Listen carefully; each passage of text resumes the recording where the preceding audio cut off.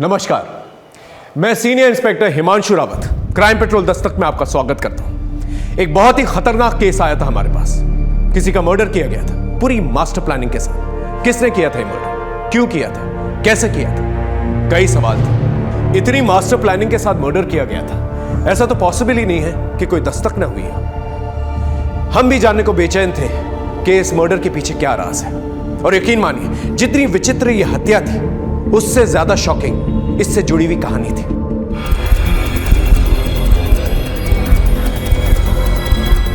The number you are trying to call is currently not reachable.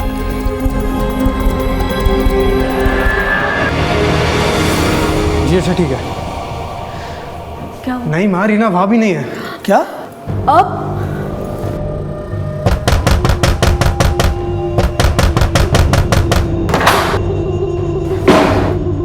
Reena? अरे रीना! क्या हुआ sir? मेरे बच्चे! अरे किसने किया ये सब? अरे कुछ बताओगे तुम? सर मैं काम से वापस लौट रहा था तो रीना मुझे इस हालत में मिली।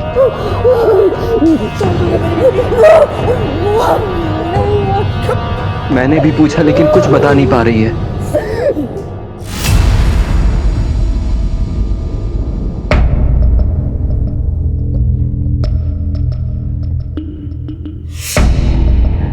ये जो कुछ भी हुआ है इसकी खबर किसी को नहीं होनी चाहिए।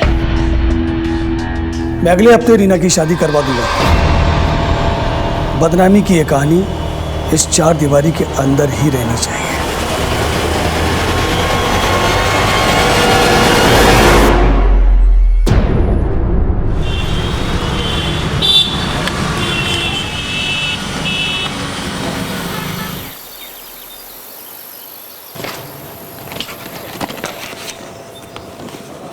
अंकिता, लंच तैयार हुआ? हाँ, लाई।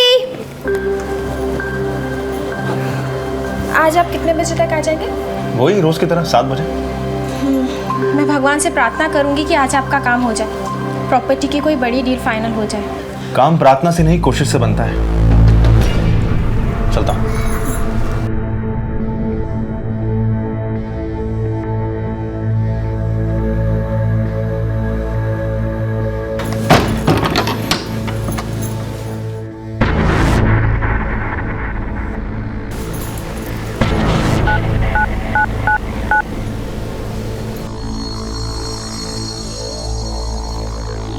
वो चले गए हैं, आ जाओ।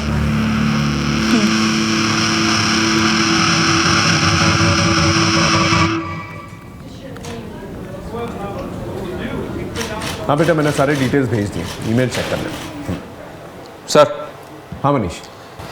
सर ये आनंद सिन्हा है, ये अपनी पत्नी की मिसिंग रिपोर्ट लिखाने आए। बैठिए। सर रीना नाम है इसका। सर आज सुबह घर से निकली थी सेक्टर 29 के मार्केट से सामान लाने के लिए। जब काफ़ी देर तक नहीं लौटी और मैंने कई बार कॉल किया तो उसका फ़ोन स्विच ऑफ आ रहा है। दोस्तों और परिवार वालों से पूछताछ की?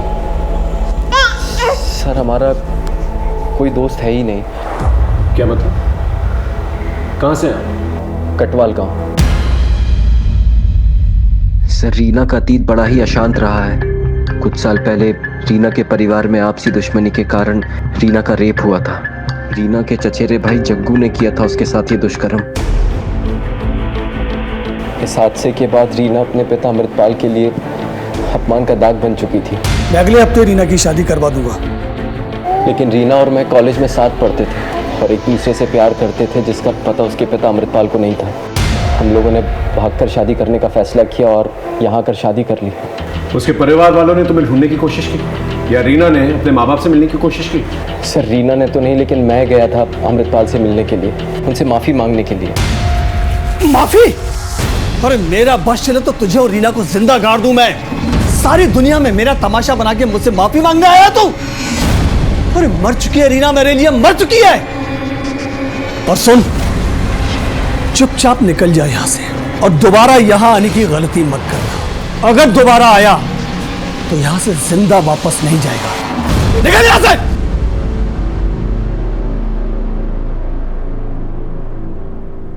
तुम्हारी फैमिली का क्या, उनसे मेलजोल है? सर इस हादसे के पहले ही मेरी माँ रीना को पसंद नहीं करती थी। क्यों? दरअसल रीना को बैडमिंटन खेलने का शौक था। मेरा मैच मिस कर दिया तुमने। सॉरी सॉरी, अगला मैच पक्का देखूंगा, प्रॉमिस।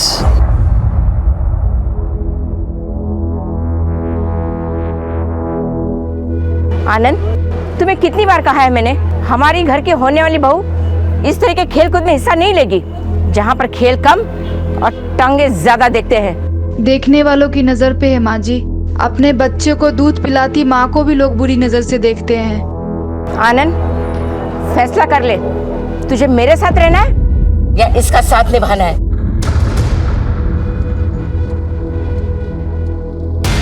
इनसे रीना का मोबाइल नंबर लेके लास्ट लोकेशन ट्रेस करो और मोबाइल की डिटेल्स भी निकालो। जी। आप चिंता मत कीजिए, हम इंक्वायरी शुरू करते हैं। Thank you sir.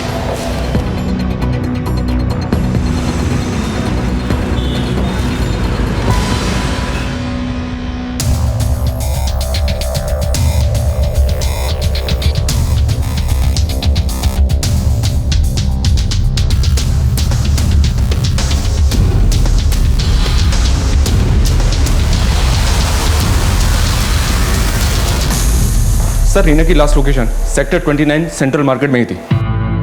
वहां लोगों से इंक्वायरी की लेकिन किसी ने भी रीना को पहचाना नहीं। कोई सीसीटीवी फुटेज? नहीं सर, लगता है जैसे हवा में गायब हो गई। आनंद की माँ से भी पूछा, हम नहीं जानते उसकी जिंदगी में क्या चल रहा था और नहीं जानना चाहते।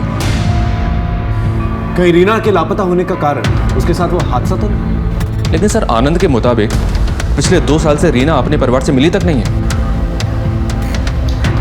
फोन लगा के देखो क्या जवाब है।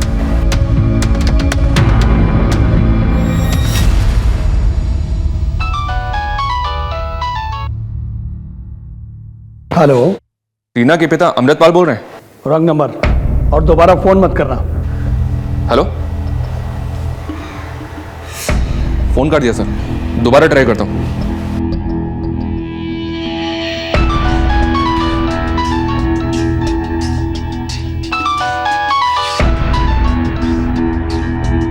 देखिए, मैं गाजियाबाद पुलिस स्टेशन से पीएसआई मनीष सिंह बोल रहा हूँ। आपकी बेटी रीना के गायब होने की रिपोर्ट लिखवाई है उसके पति आनंद ने। कुछ पता है आपको इसके बारे में? मैंने कहा ना, मुझे कुछ नहीं पता और ना पता करना है। आदमी काफी टेढ़ा लग रहा है सर। टेढ़ा होने का रीजन है उसके पास? सर, कहीं ऐसा तो नहीं कि रीना का किसी के साथ अफेयर था और इसी चक्कर में कहीं भाग गई? हो सकता है, अभी फिलहाल किसी भी पॉसिबिलिटी को रूल आउट नहीं किया जा सकता। मनीष, रीना के कॉल रिकॉर्ड निकालो, रीना और आनंद के रिलेशनशिप के बारे में भी पता करो, बाद में उसके परिवार तक जाते हैं। ठीक है सर।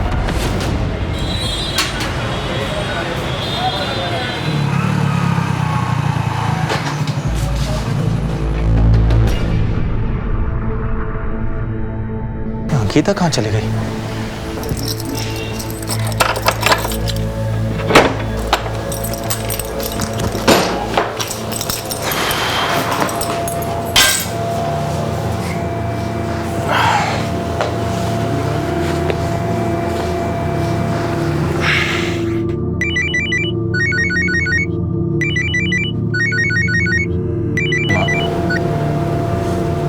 हाँ माँ, बोलिए। अरे कहाँ था तू?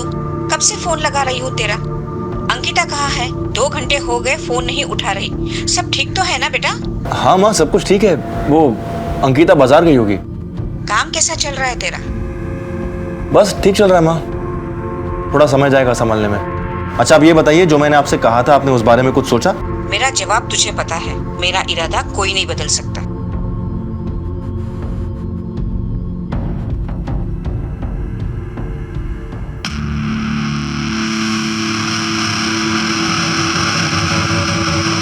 अरे आप आज जल्दी आ गए। अंकिता, कहाँ थी तुम? माँ तुम्हें कब से फोन लगा रही है, तुम फोन क्यों नहीं उठा रही हो? वो मैं मार्केट गई थी, फोन चार्जिंग पर लगा है।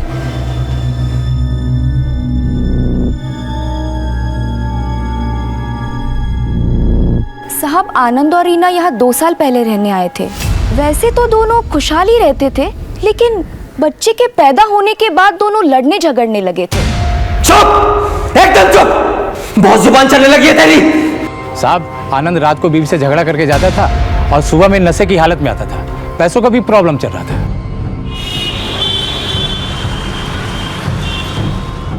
सर। हाँ मनीष, आनंद के पड़ोस में पता किया मैंने। आनंद की शादीशुदा जिंदगी ठीक नहीं चल रही थी। कहीं ऐसा तो नहीं कि इन्हीं हालातों से परेशान होकर रीना कहीं भाग गई?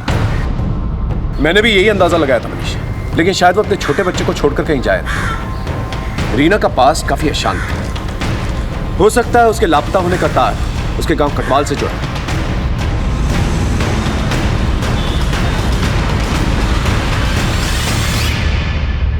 रीना का घर यही है? जी पापा, पुलिस आई है। पूछो उनसे क्या काम है। कहना है केस के सिलसिले में पूछताछ कर दी है। अगर वक्त नहीं है तो समन्स भेज के थाने बुलवा लेते हैं। मैंने आपसे फोन पे ही कहा था कि रीना से ना तो मेरा कोई रिश्ता है और ना ही कोई लेना देना। क्या हुआ रीना को? कालिक पोती थी रीना ने हमारे परिवार के मुंह पर।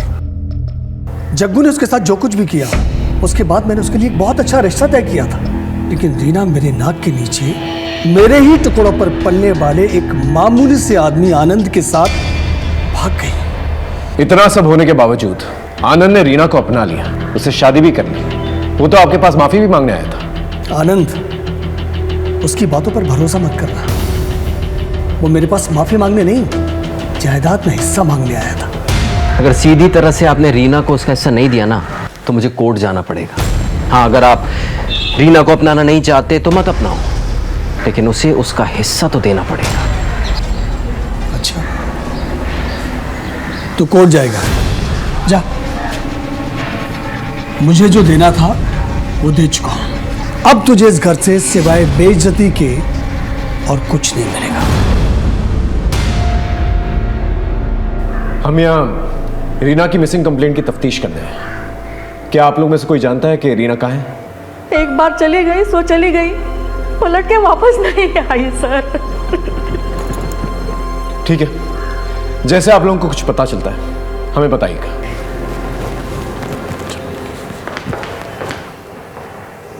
कहीं आपने जग्गू की तरह रीना को भी?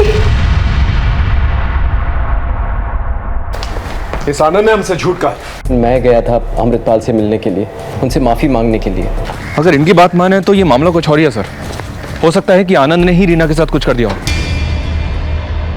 हो सकता है। तुम इस आनंद से दोबारा पूछताछ करो, तब तक मैं इनकी फैमिली हिस्ट्री समझने की कोशिश करूँ। Okay sir.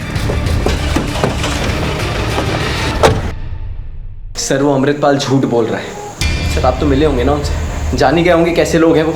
सर, वो अमृतपाल जमाने जोड़ने के अलावा कुछ नहीं जानता। तहसील में रहकर उल्टे सीधे तरीकों से कितने लोगों की ज़मीन जायदाद हड़पी है उसने, यहाँ तक कि अपने भाई तक को नहीं छोड़ा। और सर, आपको मुझ पे भरोसा नहीं है ना, तो आप गांव जाकर उनकी फैमिली से पूछ सकते हैं।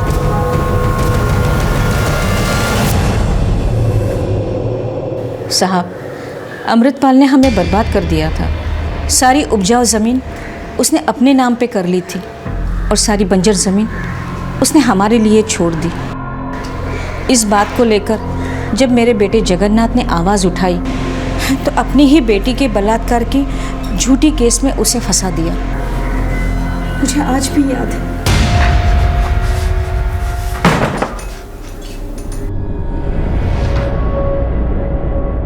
जग्गू, तू ठीक तो है?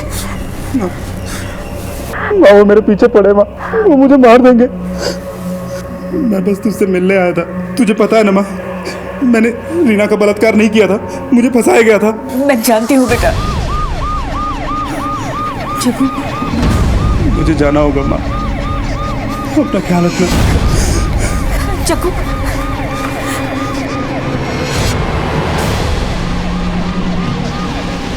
जब वो जेल से बाहर आया तो अमृतपाल ने मुखभरी करके उसे पुलिस के हाथों मरवा दिया। हम पुलिस वाले कानून के दायरे में ही रह के काम करते हैं, और पहले गोली आपके बेटे ने चलाई थी। खैर, हम इस बारे में बात नहीं कर रहे। हम आपकी भतीजी रीना, उसकी खोज कर रहे हैं। उसके बारे में कुछ पता है आपको? रीना बहुत अच्छी लड़की थी, सारे उसे बहुत पसंद करते थे। अमृतपाल के दोस्त का बेटा कपिल, वो भी उसे बहुत पसंद करता था। कुछ दिनों के बाद कपिल उस पर हक जमाने लगा तो रीना ने उसे छोड़ दिया। फिर भी कपिल ने उसका पीछा नहीं छोड़ा। जब रीना का बलात्कार हुआ, उसके बावजूद भी कपिल उसके साथ शादी करने के लिए तैयार था, मगर रीना वो तो आनंद के साथ भाग गई। कोई और नजदीक था रीना के? जी, मेरा बेटा सूरज, जो साहिबाबाद में अपने पत्नी के साथ रहता है। उसका काम जम जाए ना तो मैं भी चली जाऊंगी यहाँ से। आप उससे फोन करके पूछ सकती हैं कि उन दिनों क्या बातचीत हुई थी। जी साहब। The number you are trying to call is currently switched off. इसका नंबर नहीं लग रहा है साहब। मैं अपनी बहू का नंबर मिलाती हूँ। प्लीज ट्राई कीजिए। The number you are trying to call is currently switched off. इसका भी स्विच ऑफ आ रहा है। ठीक है, आप इनका फ़ोन नंबर और पता हमें दे दीजिए और उसका पिन, उसका नंबर भी दीजिए। इन सबके नंबर ले लो, उनके कॉल रिकॉर्ड्स भी निकालो। ठीक है? देखा आपने कितनी उलझनें थी इनके रिश्तों में।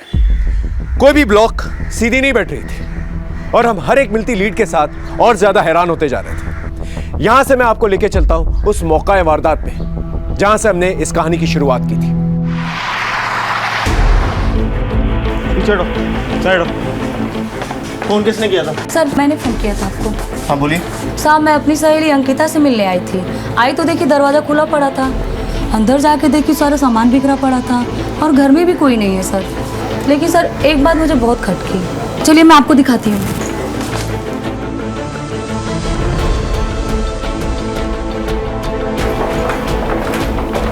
सर ये दरवाजा अंदर से लॉक है।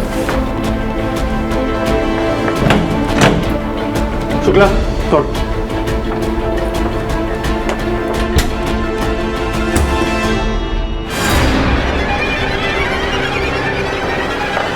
सर बाहर के दरवाजे का लॉक टूटा हुआ है। एक काम करो, घर को अच्छे से चेक करो, शायद कुछ पता चले।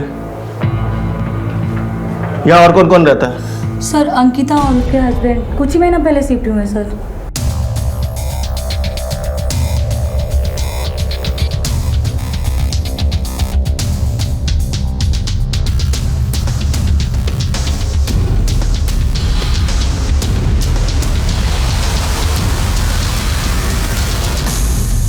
इसकी बीवी का है, उसका नंबर है कोई आपके पास? हाँ सर मैंने फ़ोन किया था, वो अपने मायके में है, बस वो निकल चुकी है सर। ठीक है, आप बाहर वेट कीजिए।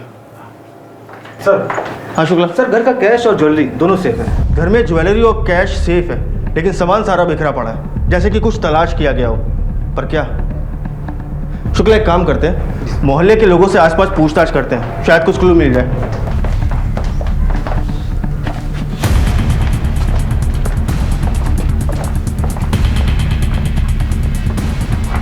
कातिल को हमला करने के लिए इस ऊंचाई तक चढ़ना पड़ा होगा। सिंह आसपास चेक करो, देखो कुछ मिलता है क्या।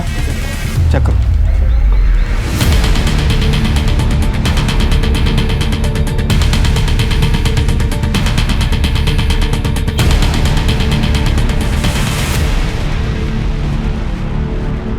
सर। हाँ सिंह बोलो। हाँ सर ये सीढ़ी। शुक्ला मर्डर वेपन के साथ इस सीढ़ी को भी फॉरेंसिक में भेजो, शायद कोई फिंगरप्रिंट मिल जाए। Okay sir. सर ये पास में गन्ने का जूस का ठेला लगाता है, इसने कुछ देखा है? क्या देखा तुमने? साहब परसों शाम से एक बूढ़ा आदमी यहाँ आता था और उसके हाथ में एक ऐसी सीढ़ी थी और हाथ में एक सब्वल था। देखने में कैसा था? उसका स्केच बनवा सकते हो? नहीं साहब, इतना ध्यान से उसका चेहरा नहीं देखा था। ठीक है जा सकते हो।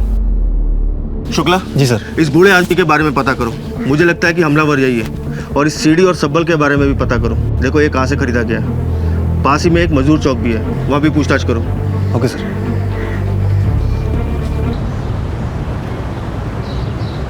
क्या है बे, हाथ पैर तो सलामत है, फिर फोन काहे नहीं उठा रहे हो? 25 लाख का कर्जा बहुत बड़ी बात है बाबू। हम जानते हैं भैया, बस 2-3 हफ्ते और दे दो, हम पूरा पैसा लौटा देंगे। अबे 2-3 हफ्ते में क्या तुम्हारी लॉटरी लगने वाली है? भैया हम कोशिश कर रहे हैं, कुछ ना कुछ बंदोबस्त हो जाएगा। आप तो जानते हैं कि कितनी परेशानी में हैं अभी हम। ठीक है 3 हफ्ते यानी 21 दिन। अगर 22वें दिन हमारा पैसा नहीं मिला ना तो तोरी नीलामी कर देंगे, समझे? चलो रे। हाँ साहब मेरी दुकान का ही सामान है। क्या बता सकते हो ये सामान तुम्हारी दुकान से किसने लिया? कोई बूढ़ा आदमी था क्या?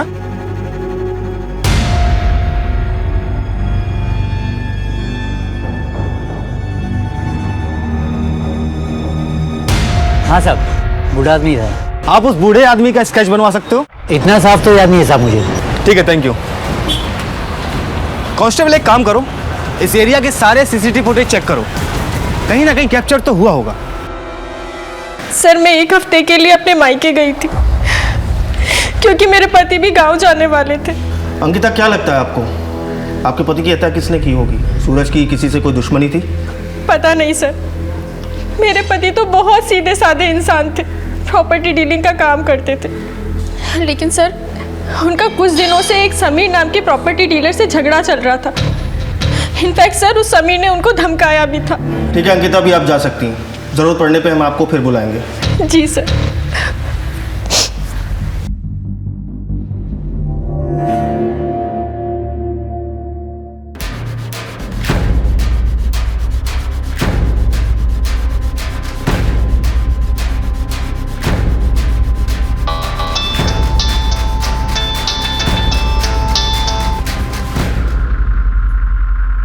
देखिए आपका काम हो जाएगा, लेकिन इसके लिए आपको मुझे पूरे 15% देना होगा। मंजूर है सर सूरज की पोस्टमार्टम रिपोर्ट आ गई है। रिपोर्ट से मालूम चला है कि सूरज की मौत कल दिन में हुई है। सर मर्डर वेपन पर हमें जो उंगलियों के निशान मिले थे, वही उंगलियों के निशान हमें सीढ़ी पर मिले। शुक्ला, इस इन्वेस्टिगेशन के दौरान जिन जिन लोगों से तुम पूछताछ करोगे उन सब के फिंगरप्रिंट मुझे चाहिए। जी सर। सूरज की दुश्मनी किसी समीर नाम के प्रॉपर्टी डीलर से थी। उठा के लाओ समीर को। बताएगा? हाँ साहब, सूरज के साथ मेरा झगड़ा था। वो मेरे एरिया में अपना बिजनेस सेटअप कर रहा था, इसलिए धमकाया था मैंने उसे, लेकिन उसकी मौत में मेरा कोई हाथ नहीं है। तो 5 सितंबर को कहा था तू? जीटी रोड पर शिवा रिसोर्ट है, अपने दोस्तों के साथ पिकनिक मना रहा था। पता कर लीजिए आप। वो तो हम पता लगा ही लेंगे, लेकिन जब तक इस केस में हमें कुछ और पता नहीं चल जाता तू यहीं रहेगा। सर। हाँ शुक्ला। सर गाजियाबाद थाने से सूरज की पूछताछ के लिए टीम आई है। गाजियाबाद पुलिस। तो ये रीना सूरज की कज़न है और 5 सितंबर से गाजियाबाद से लापता है। हम इसे ढूंढते ढूंढते यहाँ तक आ गए। पहले रीना गायब हुई, उसके बाद उसका कज़न सूरज, उसका मर्डर हो गया। मुझे लगता है ये दोनों केस आपस में जुड़े हुए हैं, लेकिन सूरज के केस में अभी तक कोई सुराग हमें नहीं मिला। हमें भी अपनी तफ्तीश में कुछ नहीं मिला। सर, हम लोग रीना और सूरज के कॉल पर टैली कर रहे थे। कुछ हफ्तों से ये दोनों एक दूसरे के साथ रेगुलर टच में थे। एक बात और सर, कपिल ने भी रीना को कई सारे कॉल्स किए हैं। कपिल के फोन की लोकेशन रीना के मोहल्ले की दिख रही है। यहाँ तक कि 5 सितंबर को उसी एरिया में वो था जिस दिन रीना गायब हुई। इसका मतलब कपिल रीना पे नजर रखे हुए था और रीना कॉन्स्टेंटली टच में थी सूरज के। अब लगने लगा है ये दोनों केसेस एक दूसरे से जुड़े हुए हैं। सर ये फुटेज। सर ये दिल्ली जाने वाले रास्ते की सीसीटीवी फुटेज।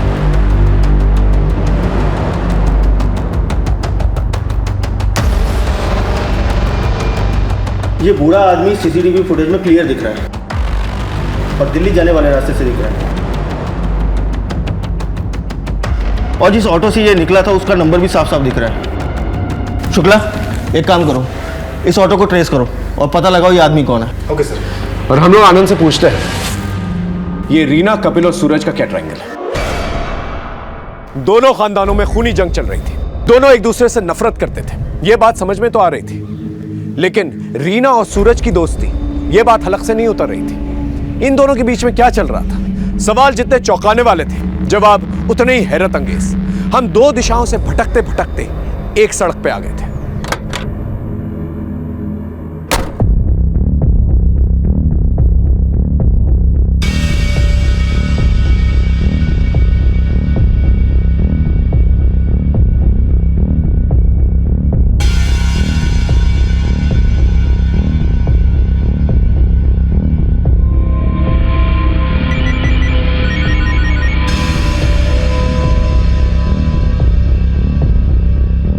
हेलो। नहीं, कुछ दिनों तक मेरे को भी फ़ोन मत करना, मैं खुद आकर मिलूंगा और तुम्हारा सारा हिसाब चुकता कर दूंगा।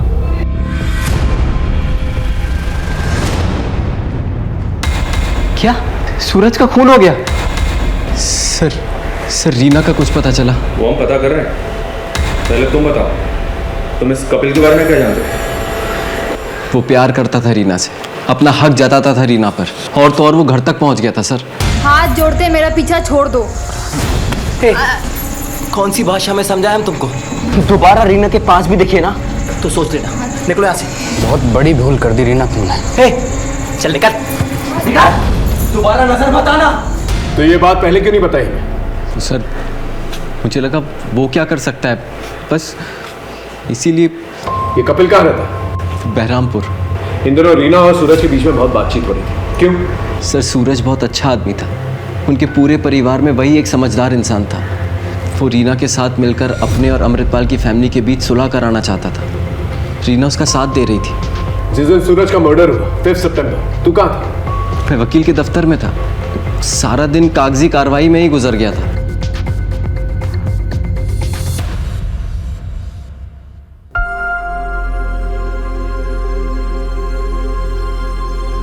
जो हुआ सो हुआ माँ, भूल जाइए।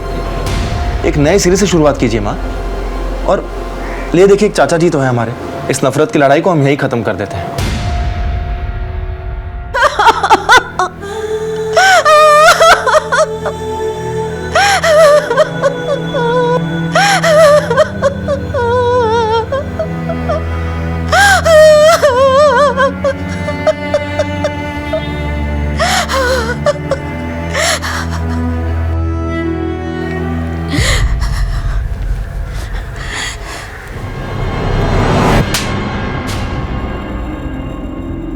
तूने यहाँ आने की हिम्मत कैसे की? हमें बर्बाद करके अब तमाशा देखने आया है? तूने ही मारा ना मेरे सूरज को। हम तो यहाँ आपका दुख बांटने आए थे दीदी। दुख भी तुम ही देते हो और बांटने भी तुम ही आते हो। निकल जाओ यहाँ से। पड़ गई तेरे कलेजे में ठंडक। तूने कहा था ना मुझे यहाँ आने के लिए, करा दी ना मेरी बेइज्जती। मैं तुम्हारी शक्ल कभी नहीं देखूंगा।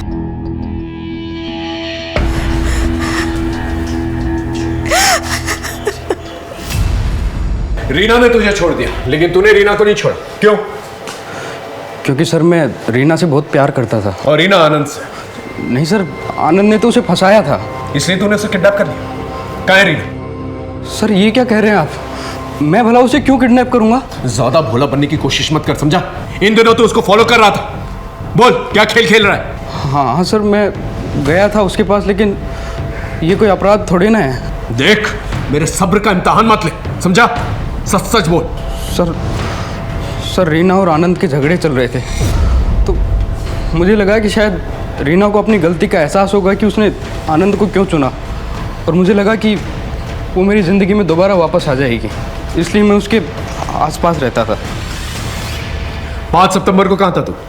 सर मैं अपने गांव हिसार गया हुआ था, और वहाँ से आया तो मुझे पता चला कि रीना गायब है। तेरी हर एक बात को चेक करेंगे, जरा सा भी छूट निकला ना तो देख लेना। शहर छोड़ के मत जाना कहीं, अब जा। हम हर एक लीड को फॉलो कर रहे थे, सबसे पूछताछ कर रहे थे, दोनों केसेस को जोड़कर देख रहे थे, यहां की संभावना वहां, वहां के लिंक को यहां, लेकिन कुछ भी हाथ में नहीं आ रहा था। फिर एक ऐसा मोड़ आया जिसने हमारी परेशानी और भी ज्यादा बढ़ा दी।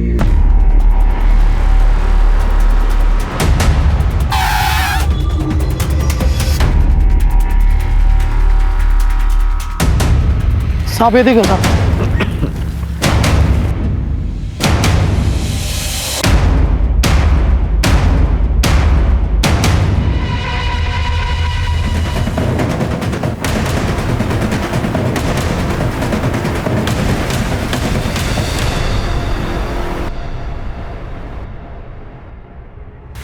सर, रीना को मारने का किसी के पास क्या कारण हो सकता है?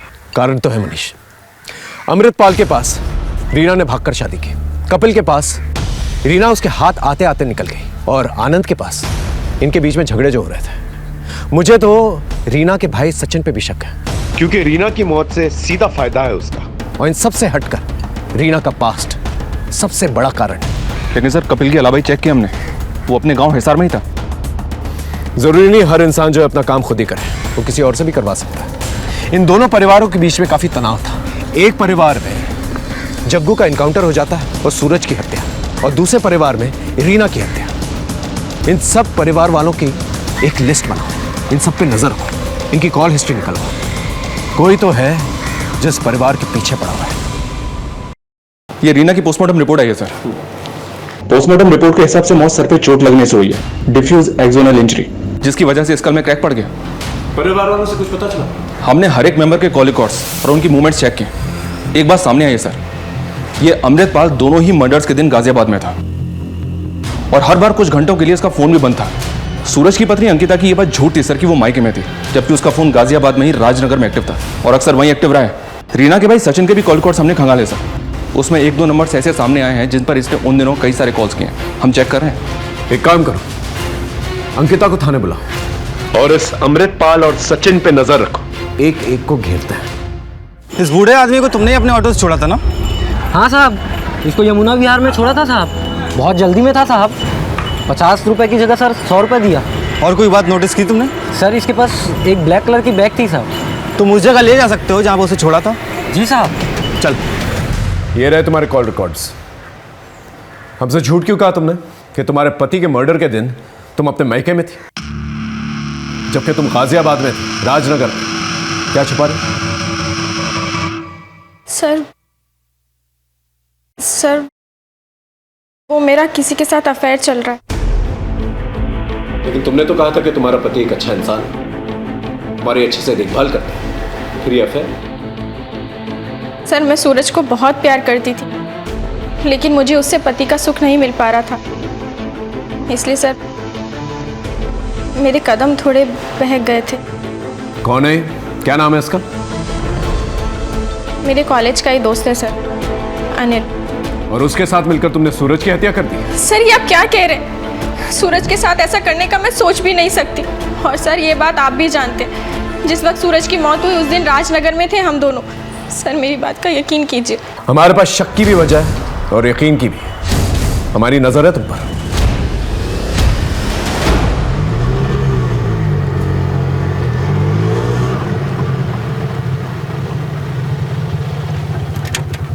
साहब यही वो जगह है, वो बुढ़ा यहाँ पे उतरा और सीधा चला गया साहब।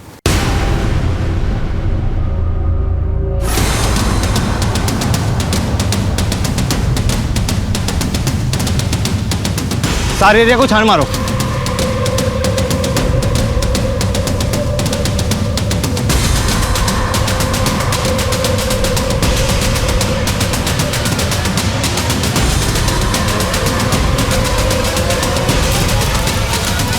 सर यहाँ कुछ मिला है?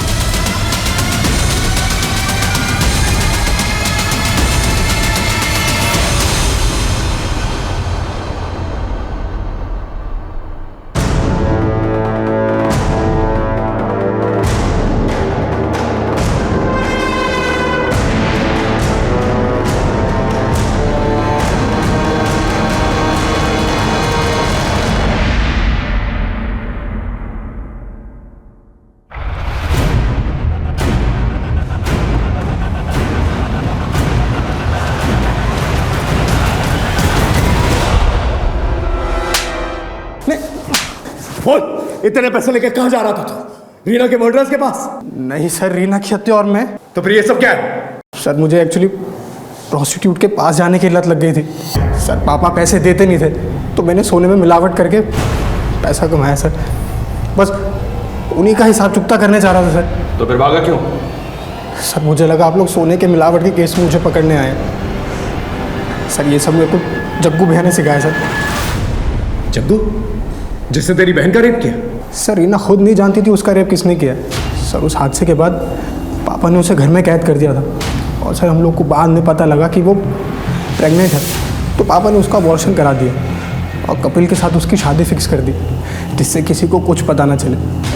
कपिल शादी करने के लिए तैयार था, लेकिन तब तक रीना भाग गई थी और पुलिस को जग्गू की लोकेशन भी पापा ने दी थी, जिस मुठभेड़ में वो मारा गया।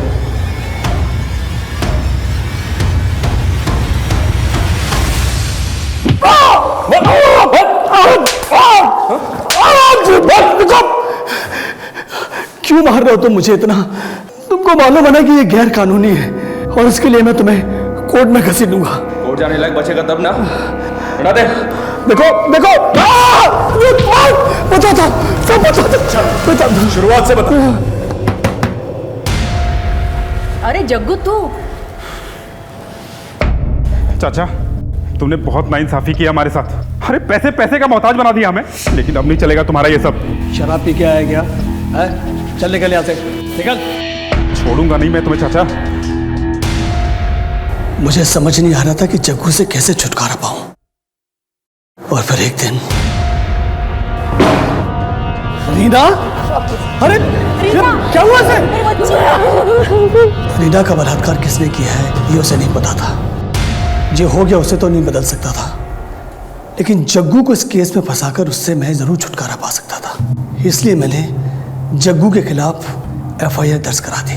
जग्गू गिरफ्तार हो गया, लेकिन इतना सब कुछ होने के बाद रीना का हाथ कोई नहीं थामने वाला था। इसलिए मैंने जमीन का एक हिस्सा रीना के नाम कर दिया। वो जमीन भी मेरी हड़पी हुई थी। कितना लालची आदमी है तो अपनी बेटी के इतने बड़े हादसे को अपने फायदे के लिए इस्तेमाल किया।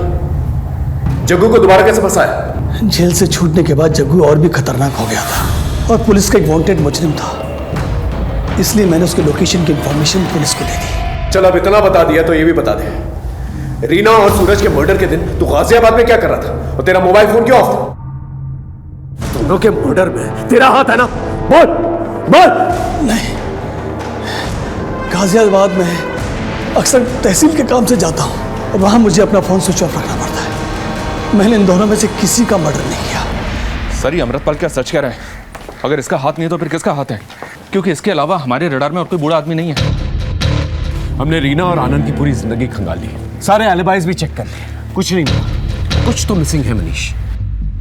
सर एक नई इन्फॉर्मेशन हाथ लगी है। सर हम जैसे बूढ़ा आदमी समझ रहे थे, बल्कि बूढ़ा आदमी नहीं, बूढ़े आदमी के भेष में था। उस रिक्शे वाले ने जिस जगह उसको उतारा था उस जगह से हमें कुछ चीजें मिली हैं, जैसे जले हुए बाल और बैग।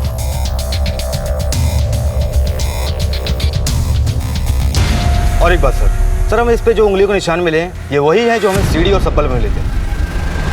अभी कौन हो सकता है सर? सचिन, कपिल, आनंद या कोई और। लेकिन सर इन सब के रिकॉर्ड्स इनके अलावा ही हमने ऑलरेडी चेक किए, सब ठीक है। मनीष तुमने सुना अमृतपाल ने क्या कहा? कुछ स्टेटमेंट्स बड़े काम के होते हैं। एक काम कर मनीष। Okay sir.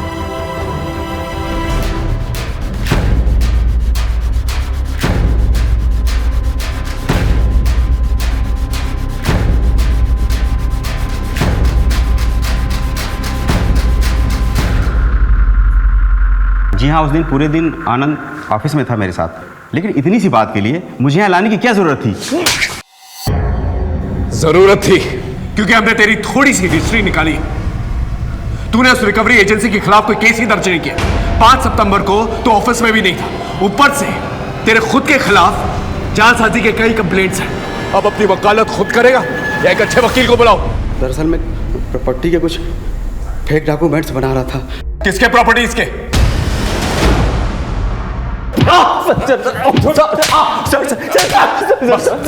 मुझे क्यों मार रहे सर? तेरे वकील ने तेरी वकालत छोड़ दी है, समझा? अपना जुर्म कबूल कर लिया। अब तेरा DNA और फिंगरप्रिंट सारी कसर पूरी कर देंगे। अब सच सच बता। बोल। मैं बताता हूँ, मैं बुरी तरह से कर्ज में डूबा हुआ था। लेनदार धमका रहे थे सर। तभी मुझे पता चला कि रीना के बाप ने उसके नाम पे बहुत सारी जमीन कर रखी है, लेकिन वो रीना को दरिया दिली सूझ रही थी। आनंद, उस जमीन को भूल जाओ। पापा ने धोखे से हथिया था वो जमीन, जिसकी थी हमने वापस कर दी। किसे? सूरज को। अपने पति की मदद करने में बड़ी दिक्कत हो रही है तुमको, लेकिन अपने दुश्मनों पर लौटाने के लिए सब कुछ है तुम्हारे पास। देखो, पापा ने जो गलती की है ना, उसे मैं सुधारना चाहती हूँ। मैं और सूरज मिलकर ये दुश्मनी खत्म करना चाहते हैं। और रही बात तुम्हारे कर्जे की ना आनंद, उसके जिम्मेदार तुम खुद हो, मैं नहीं। बहुत मुंह चलने लगा है, बहुत मुंह चलने लगा है। उसके बाद मैंने रात में चुपचाप रीना की बॉडी को एक बोरे में भर के जंगल में फेंक दिया। सूरज को क्यों मारा? सर मैं सूरज के पास गया था वो प्रॉपर्टी के पेपर वापस मांगने के लिए। अरे आनंद, तुम यहाँ? सब ठीक है ना? रीना ने अपना इरादा बदल दिया है। वो ये प्रॉपर्टी अपने बच्चे के भविष्य के लिए रखना चाहती है। मैं जरा एक बार रीना से बात कर लेता हूँ। The number you are trying to call is currently switched off. Phone switch off आ रहा है उसका। आनंद, मेरी एक बार उससे बात हो जाए, फिर मैं खुद आके तुम्हें पेपर्स दे दूंगा। मुझे पता था कि सूरज मुझे वो पेपर्स देने वाला नहीं है, इसलिए मैंने सोचा कि उसे रास्ते से ही हटा देता हूँ। फिर ये बूढ़ा आदमी बनने का नाटक क्यों किया? सर वो ज़मीन कटवाल में है। अगर उसके कागजात तहसील में जाते तो अमृतपाल को सब पता लग जाता, और वो ये ज़मीन मेरे नाम कभी नहीं होने देता। इसलिए मैंने वकील के साथ मिलकर कागजात में हेर फेर की।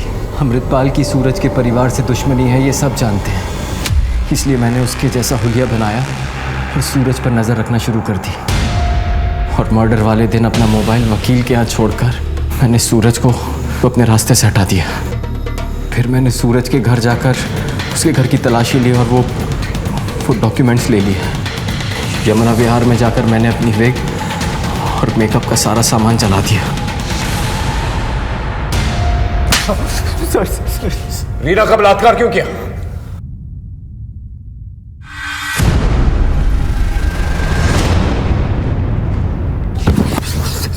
बोल, रीना का रेप क्यों किया? बोल। सर बताता हूँ।